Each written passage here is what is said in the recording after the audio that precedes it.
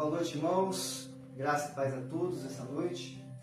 Essa noite nós vamos estar fazendo nosso devocional, nosso culto em família, nosso culto doméstico.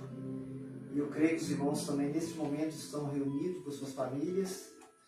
E aqueles que não estão neste momento em família, cultuando a Deus, depois possa estar assistindo essa live e também cultuando com a família neste momento. Tá bom, meus irmãos? Que pena que nós não conseguimos chegar em Jerusalém hoje, mas sabemos que todas as coisas cooperam para o bem daqueles que amam a Deus. Então, sabemos que hoje é um dia que o Senhor reservou para nós. O interessante é que nós estamos estudando sobre maneiras de cultuar a Deus, as formas que Deus aprova com o culto. E no próximo domingo estaremos lendo e aprendendo sobre culto doméstico. E hoje não é algo de coincidência, que a gente não cremos em coincidência, mas sabemos que é da aprovação do Senhor que esse dia fosse marcado para um culto doméstico. Aqueles que não estão acostumados com esse tipo de culto, que possa ser algo recorrente na vida da família, na vida dos irmãos da igreja. Então vamos cantar. É um culto que não demora muito simples. Leitura da Bíblia, alguns cânticos, oração, uma pequena reflexão. Isso é o culto em família. Tá bom, meus irmãos? Vamos cantar. Hino 375 do nosso cantor cristão. Vivo feliz, pois sou de Jesus, e já desfruto o gozo da luz. Sou por Jesus, herdeiro de Deus, Ele me leva à glória dos céus. Canta minha alma, canta ao Senhor, rende-lhe sempre ardente louvor. Canta minha alma, canta ao Senhor, rende-lhe sempre ardente louvor. Ao seu amor eu me submeti, e extasiado então me senti. Anjos descendo, trazem dos céus ecos da excelsa graça de Deus.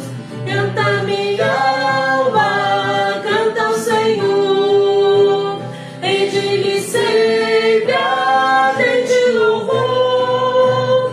Canta minha alma, canta ao Senhor, rende-lhe sempre ardente louvor.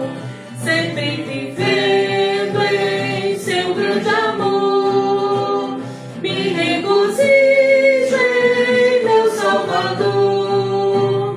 Esperançoso vivo na luz, pela bondade do meu Jesus. Canta minha alma, canta ao Senhor, rende-lhe sempre ardente louvor. Canta minha alma, canta ao Senhor, rende-lhe sempre ardente louvor. Bem? Nossa música? Irmãos, nós vamos fazer um pequeno especial e os irmãos querendo depois, coloca lá no grupo uma música que vocês gostem e faça um pequeno especial e coloque lá no grupo. Faz um videozinho de 3 minutinhos, coloca lá pra gente. Vamos glorificar a Deus com músicas, com louvores que adorem o seu santo nome. Estaremos cantando agora Falar com Deus. Direto?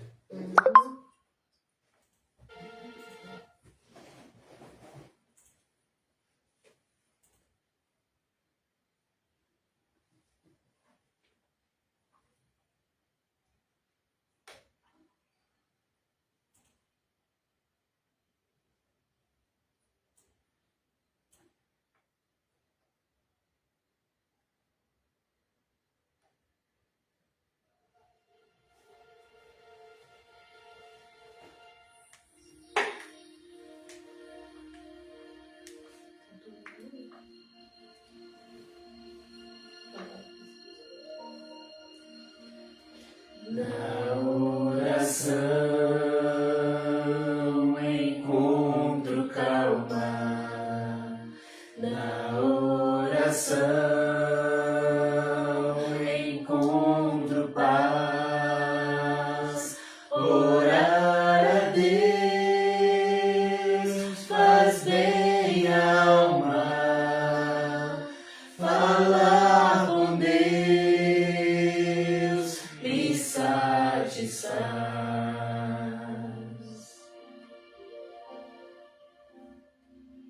Falar com Deus, que privilégio, abrir a alma ao Criador, sentir que os céus estão abertos e ouvir a voz do Salvador.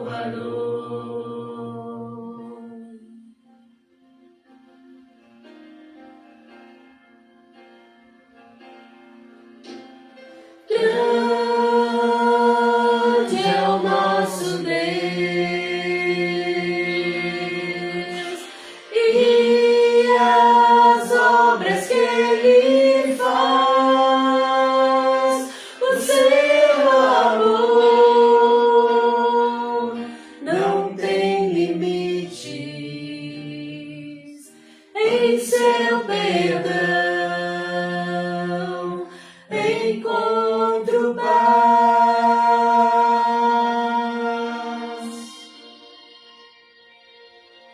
Falar com Deus é o que preciso, pois Ele é fonte de poder. Só nele a vida faz sentido, pois me dá forças pra viver.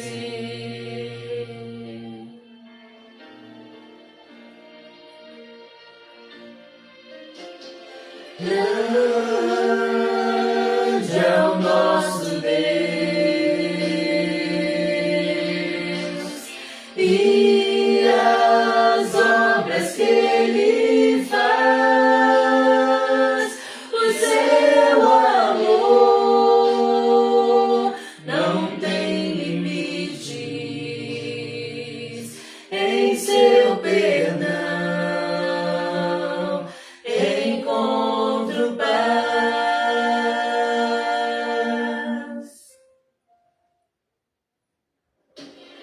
Grande é o nosso Deus e as obras que Ele faz, o seu amor não tem limites, em seu perdão encontro paz.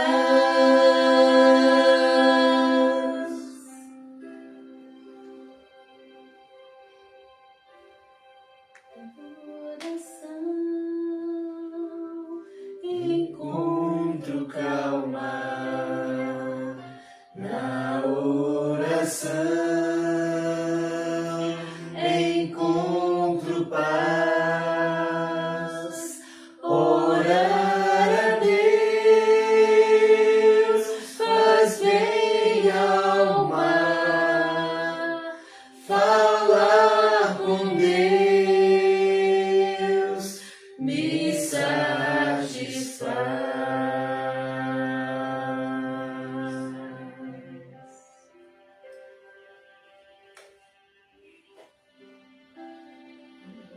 Amém? Amém.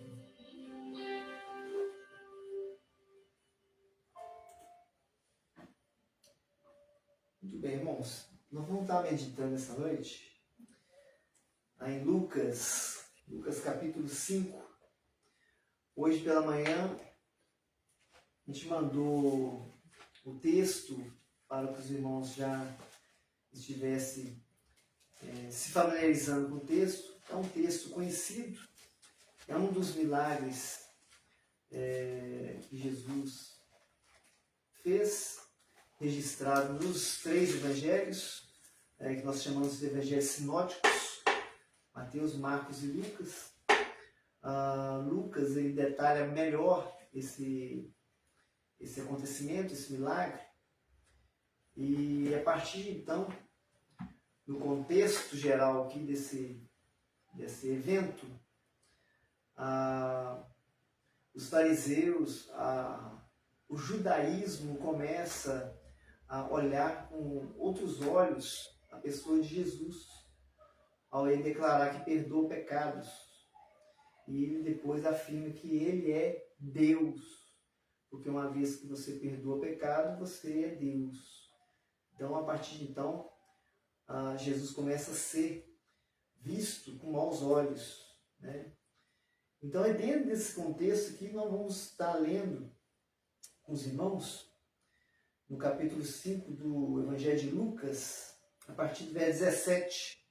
Você, na sua casa, nos acompanhe nesse texto.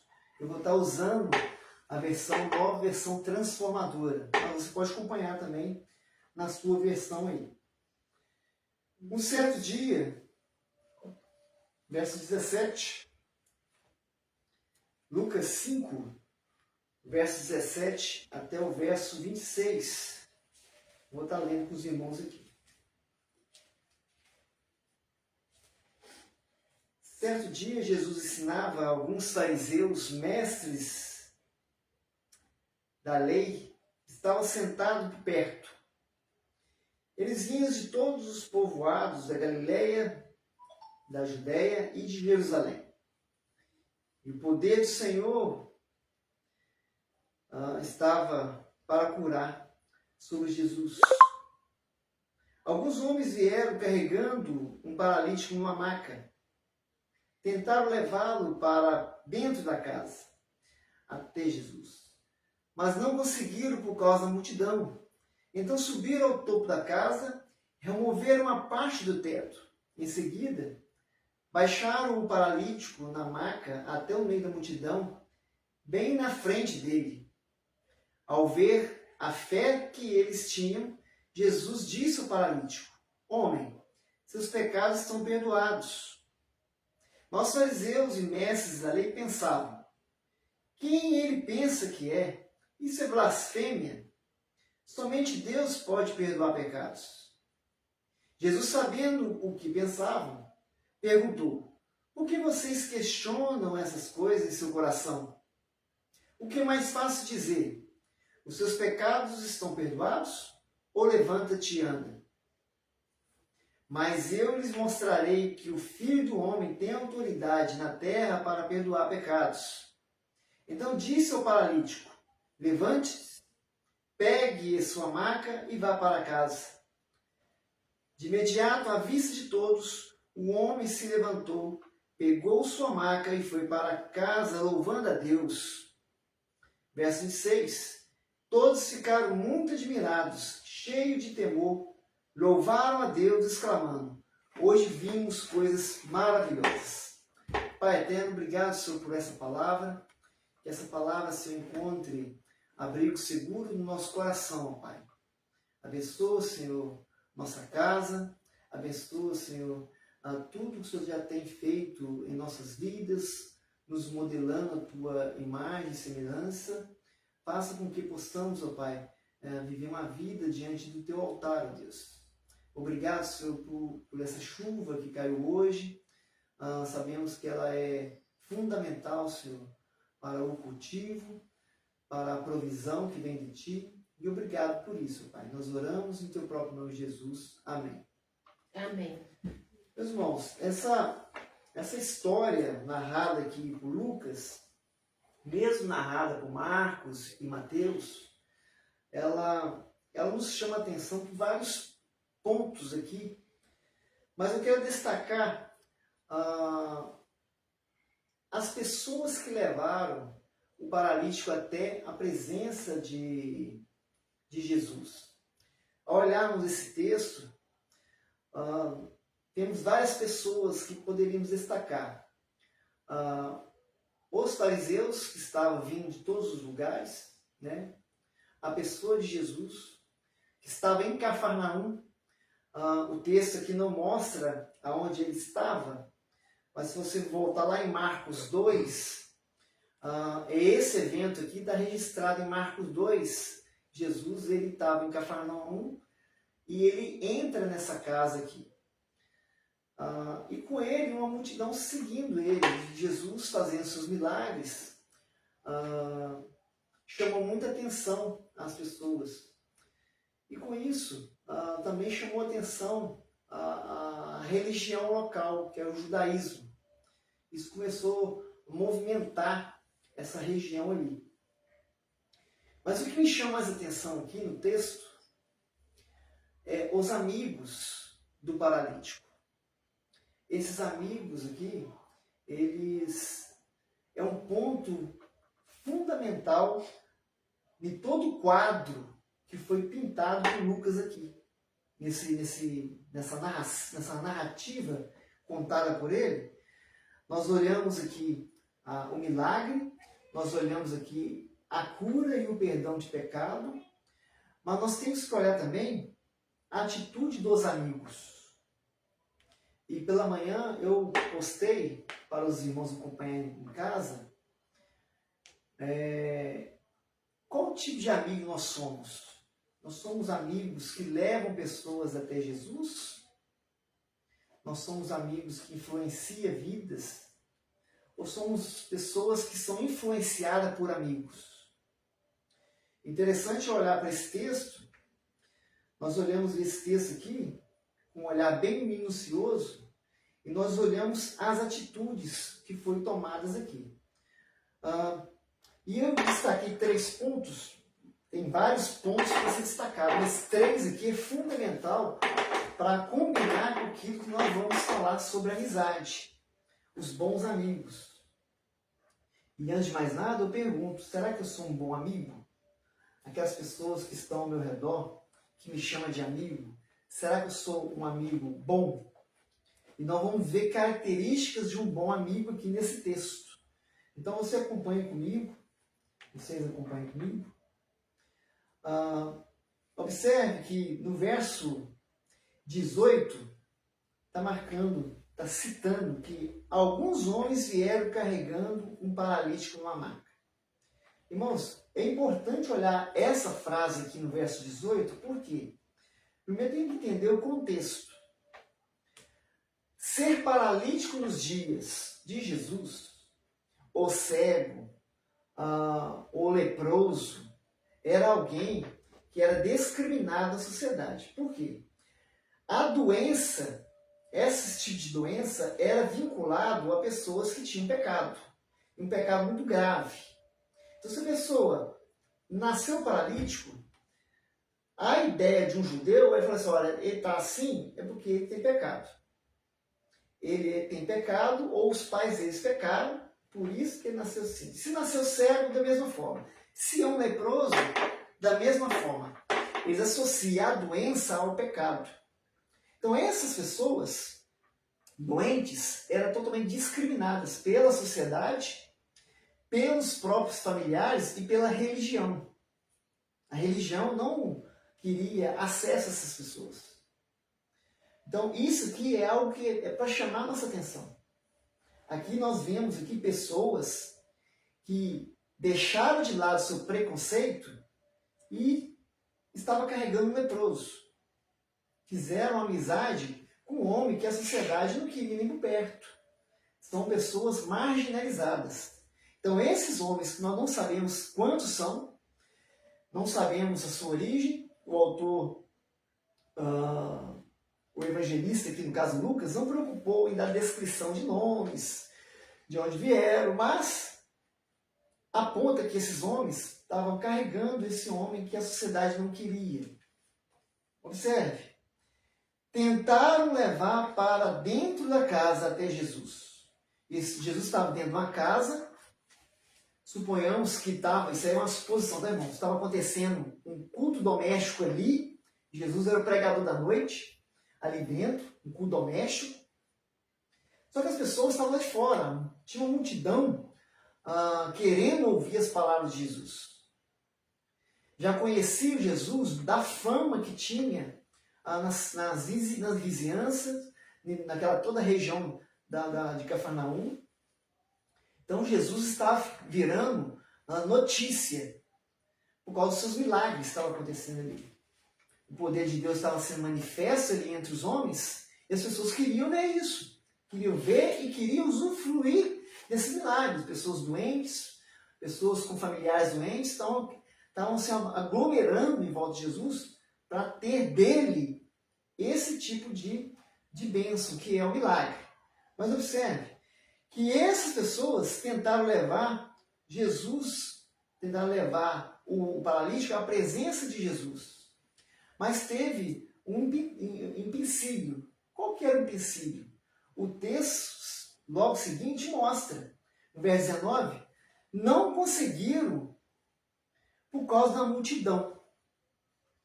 Existia aquela multidão ali que fizeram um cordão de isolamento naquela casa. Era impossível chegar até Jesus pelas vias normais. Tinha uma multidão que estava impedindo. Quantas vezes, irmãos, agora, isso aqui é o significado literal. Tinha uma multidão mesmo. Agora, qual que seria hoje a multidão que nos impede de chegar até Jesus? Primeira coisa que estava impedindo o paralítico chegar até Jesus era a sua condição física. A sua condição física era o motivo que ele não chegava pelas vias normais até Jesus. E se olharmos para isso na prática, o homem, em seus delitos e pecados, ele não chega naturalmente até Jesus. Ele não chega.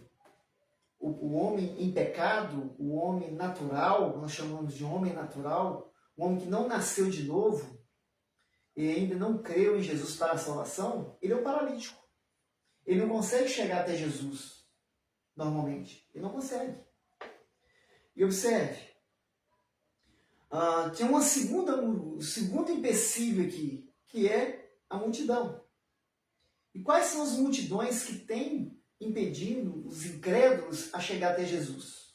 Essas multidões podem ser pessoas, essas multidões podem ser coisas que impedem o incrédulo chegar até Jesus.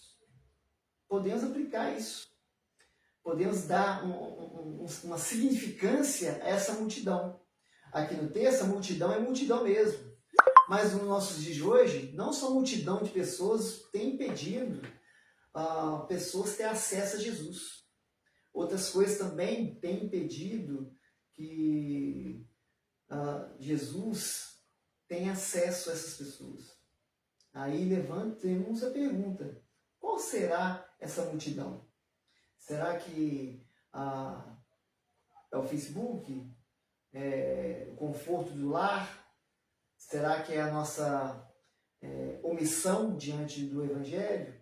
Nós temos que pregar o Evangelho e nós não pregamos o Evangelho, muitas vezes com medo das represálias, da discriminação e da perseguição? Pode ser. Essa pode ser também a multidão que nos cerca, tem nos cercado. Observe que o texto continua e aponta algo inusitado. Irmãos, o Evangelho, para chegar para o ímpio, para o incrédulo, Deus usa de todos os meios possíveis.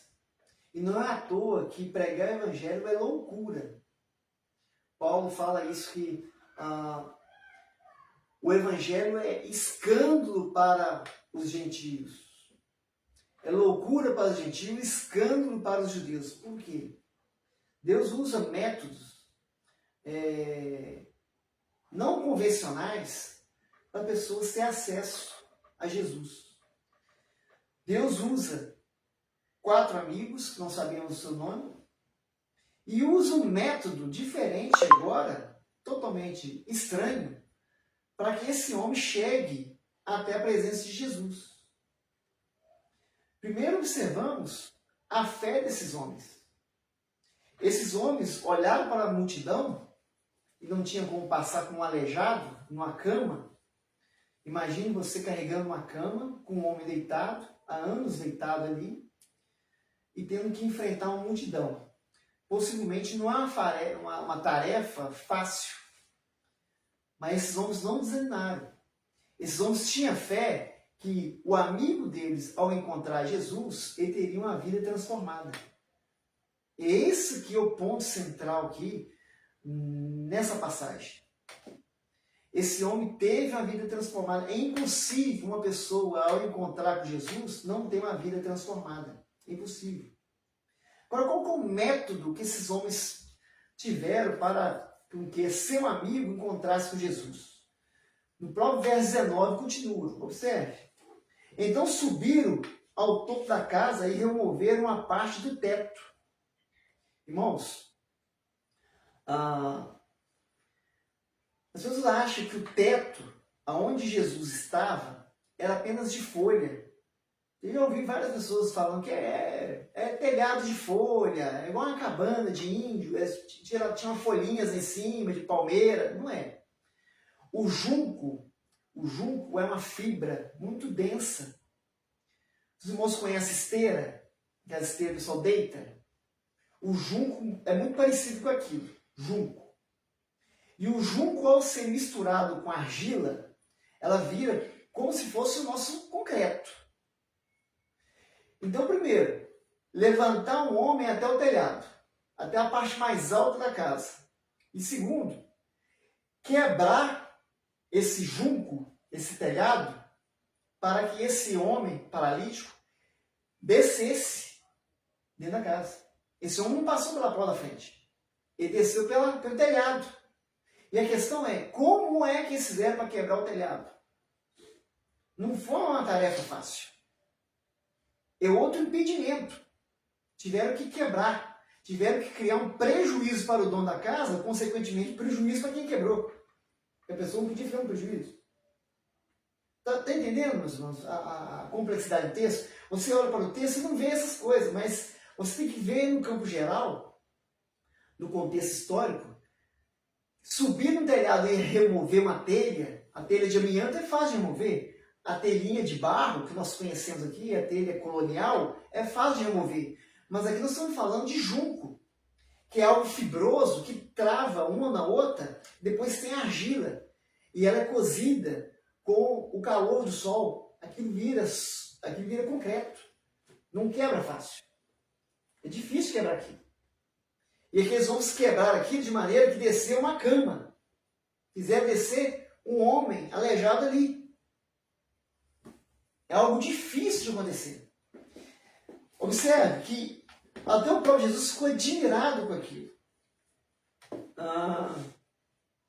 Então subiram até o topo da casa e removeram parte do teto. E em seguida baixaram o paralítico na maca. Observe, não amarraram ele pela cintura, igual The Chosen conta, né? The Chosen conta que amarraram Jesus na cintura, amarraram o paralítico pela cintura. Não foi.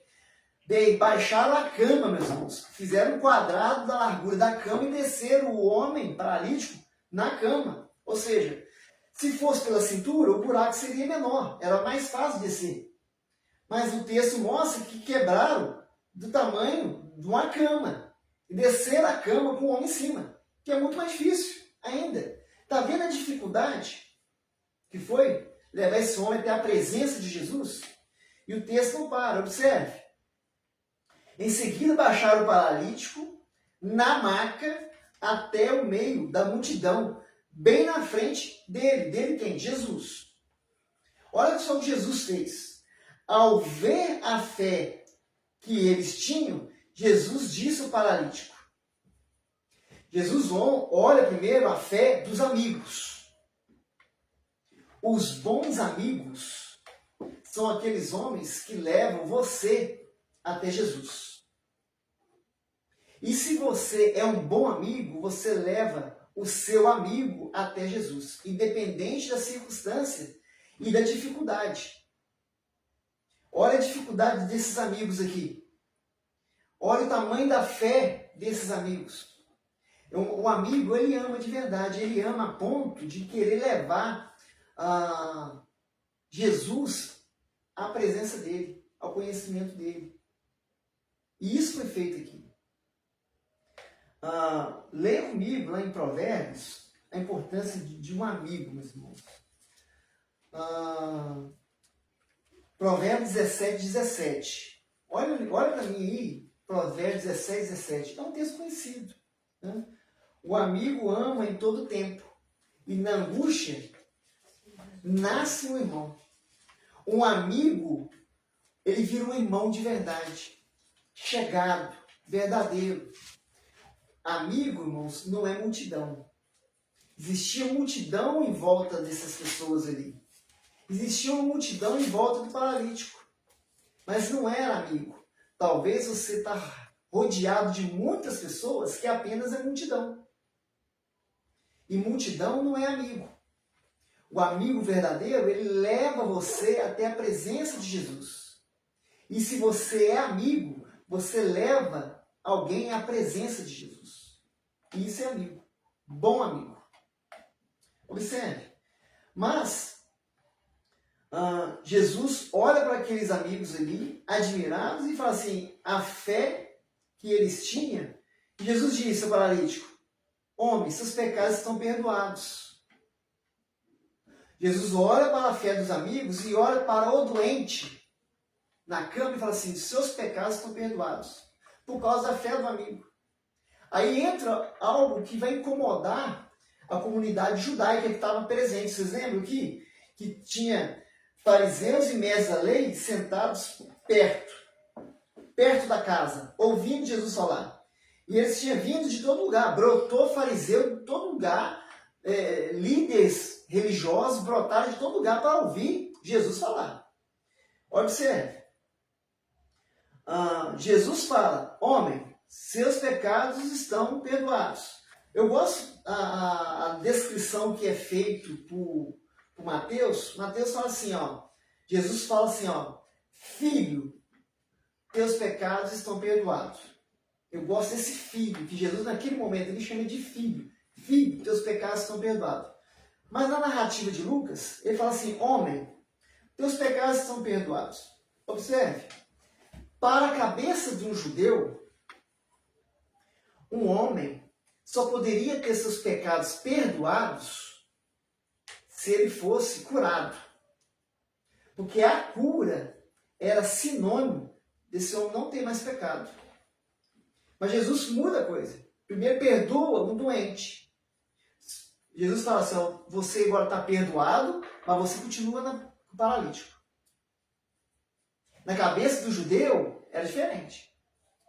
Esse homem só podia ser curado se ele fosse perdoado por Deus. E é aqui que mora o problema. Porque agora, os fariseus e mestres da lei pensavam, olha só, Jesus aqui, ele é Deus. Jesus como Deus, ele é onisciente. Ele estava sabendo o que estava ocorrendo na cabeça dos líderes religiosos. O texto fala, os fariseus e mestres da lei pensavam, quem ele pensa que é? Quem é esse homem que pode falar, seus pecados estão perdoados? Eles não falaram de boca, eles pensaram. O texto fala que eles pensaram. Isso é blasfêmia, pensava o judeu, pensava os religiosos da época. Isso é blasfêmia que Jesus está falando. Ele não é Deus para perdoar pecado, mas ele prova a divindade de Jesus. Né? Nós chamamos de atribuição, de comunicação de atributos. O que é isso? Deus é 100% Deus ali, 100% homem. Ele como homem, ele sentia necessidades, mas como Deus, ele pensava e lia pensamentos. E ele perdoava pecados, como Deus. Como homem, ele tinha sentimentos, tinha suas necessidades fisiológicas como homem. Mas como Deus, ele perdoava o pecado. Como Deus, ele sabia o que você estava pensando, o que o religioso estava pensando. Porque como pode Jesus ter entrado na mente do judeu ali e depois afirmar logo o seguinte: Jesus sabendo o que pensavam, Jesus sabia o que pensavam, perguntou: por que vocês questionam essas coisas no seu coração? Fariseus, por que vocês estão duvidando do ato de eu perdoar o pecado desse paralítico? Por que vocês estão duvidando disso? Por que vocês estão achando que eu estou blasfemando? Observe. O que é mais fácil dizer? Seus pecados estão perdoados? Ou levanta-te e anda? O que é mais fácil falar? Eu perdoo o seu pecado. Ou eu falar, você que nasceu paralítico, levanta agora e anda. Qual que é mais difícil fazer? Claro que oferecer a cura ao homem paralítico é muito mais difícil do que proferir palavras de perdão. Né? Curar um paralítico é muito mais difícil. Jesus olha isso, olha o que eles pensavam e os adverte. Mas eu lhes mostrarei que o Filho do Homem tem autoridade na terra para perdoar pecados. Então nós estamos vendo aqui também uma terceira classe de pessoas, que é os religiosos, que também impediria aquele homem ter acesso a Jesus. Porque aquele homem não poderia ser perdoado se ele não fosse curado. Ele nasceu daquele jeito. Ele nasceu, e na ideia do judeu, aquele homem herdou a culpa do pai. Então por isso que ele nasceu daquele jeito. Jesus fala assim, não. Então disse ao paralítico, levanta-te, pega a sua maca e vá para casa. Pega a sua cama agora e vá para casa. Eu já te perdoei o teu pecado, agora vá para a sua casa. De imediato, à vista de todos os homens, ele pegou a maca e foi para casa louvando a Deus. Irmãos, todo aquele que encontra com Jesus, ele não sai do mesmo jeito. Ele sai diferente. Esse homem aqui, ele não teve só a cura física, mas ele teve também a cura espiritual. Por quê? Naquele momento, os seus pecados foram perdoados. Naquele momento, ele creu em Jesus para a salvação. E ele ganhou uma alegria, não só de ter ganhado suas pernas novamente, mas sai dali, algo que a religião não trouxe até então. A religião não tinha trago para ele o perdão de pecado. A religião não tinha trago para ele o acesso a Deus. Mesmo se ele tivesse oferecido várias coisas para Deus, vários sacrifícios, ele ainda estaria em pecado. Porque para o judeu, um homem paralítico não tem função nenhuma. Ele está em pecado. Ele só pode ser sanado isso se um dia Deus aprover para que ele fosse curado. E aí sim ele poderia chegar até o templo, entrar no templo e oferecer o sacrifício para o sacerdote. Né? Isso para ele seria impossível. Ele não poderia oferecer nada para Deus, estando paralítico. Mas a beleza desse quadro aqui, meus irmãos, a beleza dessa narrativa é essa. Que esse homem saiu ali louvando a Deus e todos ficaram cheios de temor. Olha o texto, no verso 26. Os homens temeram a Deus ali, naquele culto doméstico. Eles viram o poder de Deus sendo manifesto ali na vida dos amigos, na vida daquele paralítico que creu em Jesus. E todos ali viram e louvaram a Deus. Por quê? Eles explicam por quê. No finalzinho do texto fala, hoje vimos coisas maravilhosas. Hoje vimos que Deus, ele não só cura fisicamente, mas ele cura algo lá dentro. Ele cura a alma. A alma precisa de perdão. Perdão de pecado. Esteticamente, muitas pessoas estão saudáveis, mas internamente estão quebradas, internamente estão paralíticas, estão cegas, estão leprosas. Externo parece muito bonito, mas interno está doente. E é necessário que haja perdão de pecados. Agora a grande pergunta é, o teu amigo te leva até Jesus ou te afasta de Jesus? Se tem um amigo que você chama de amigo tem te afastado de Jesus, ele não é amigo. É mais um na multidão. É mais um que está em volta daquela casa impedindo o teu acesso a Jesus. Talvez você também não é um bom amigo. Talvez você tenha afastado o teu amigo de Jesus. Mesmo você querendo ver Jesus. Você estando querendo ouvir as palavras de Jesus. Mas você tem impedido o seu amigo a chegar a Jesus. Então você não é amigo. Você é multidão. Você faz parte daqueles que impedem pessoas a chegar até Jesus. Quem é você nessa história? Você é o amigo? Você é o paralítico? Você é os fariseus? Quem somos nós nessa história?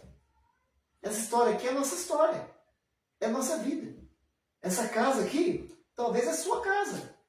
Talvez sua casa não tenha um telhado quebrado por esses loucos aqui que quiseram levar um paralítico à presença de Jesus. Mas talvez a sua casa está cheia de pessoas em volta impedindo que Jesus tenha contato com os amigos. Reflita nisso. Quem sou eu nessa história aqui? Eu sou o paralítico? Um dia eu fui um paralítico. Um dia eu tive bons amigos que me levaram até Jesus. Hoje eu tenho que ser o bom amigo. Eu tenho que levar o paralítico até Jesus. Mas será que eu já fui o fariseu, duvidando do poder de Deus, da ação de Jesus, de perdoar pecados e de curar as pessoas, não só fisicamente, mas espiritualmente? Será que eu sou essas pessoas? Ou sou aqueles que só ficam bramando lá de fora, querendo ver Jesus e impedindo pessoas a ter o encontro genuíno com Cristo? Essa é a nossa reflexão. Pergunte-se: sou um bom amigo? E tenho bons amigos? A ideia central aqui é que você tenha amigos mais crentes que vocês. Tenha amigos mais crentes que vocês. Seja amigo que influencia os outros amigos. Você é influência ou você é influenciado? Você consegue influenciar as pessoas para o bem, para um encontro com Cristo? Porque você profere palavras de bênção, você profere palavras que edificam, e você testemunha o Cristo que você carrega? Ou você, mesmo dizendo que é cristão, certas horas, diante de alguns amigos, você omite e você é influenciado pela cultura dos seus amigos? O que você faz diante disso? Sou influenciado ou recebo influência externa? Essa é a pergunta. Essa é a pergunta que tem que ecoar na sua mente e no teu coração. E diante dessas coisas, as pessoas viram ali o poder de Deus sendo manifesto na pessoa de Cristo. Eles tiveram temor e louvaram a Deus, porque naquele dia, eles testemunharam com seus próprios olhos a salvação. A salvação não é só no âmbito físico, mas é no âmbito espiritual. Aquele paralítico ali, ele carregou agora aquele símbolo que para o judaísmo era um símbolo de pecado. Agora ele coloca aquela cama debaixo do braço e vai embora para casa louvando a Deus, feliz. Porque agora ele não só recebe um par de pernas funcionais, mas também recebe perdão de Deus. Amém? Amém. Amém. Tem mais musiquinha? Tem mais musiquinha para nós? 15?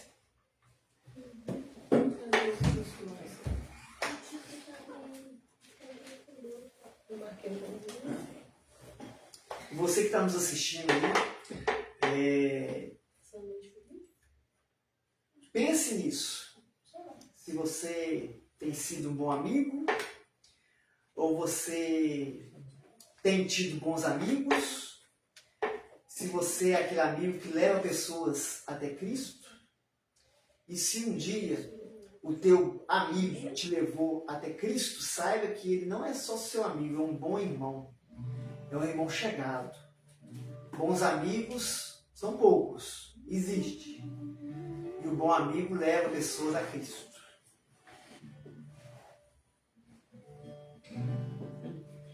A Deus demos glória com grande fervor, seu Filho bendito, por nós todos Deus, a graça concede ao mais vil pecador, abrindo-lhe a porta de entrada nos céus. Exultai, exultai, vinde todos louvar a Jesus Salvador, a Jesus Redentor. A Deus demos glória por quanto dos céus, seu Filho bendito, por nós todos deu. Ó graça real foi assim que Jesus, morrendo seu sangue, por nós derramou. Herança nos céus com os santos em luz, comprando Jesus, pois o preço pagou. Exultai, exultai, vinde todos louvar a Jesus Salvador, a Jesus Redentor. A Deus demos glória por quanto dos céus, seu Filho bendito, por nós todos deu.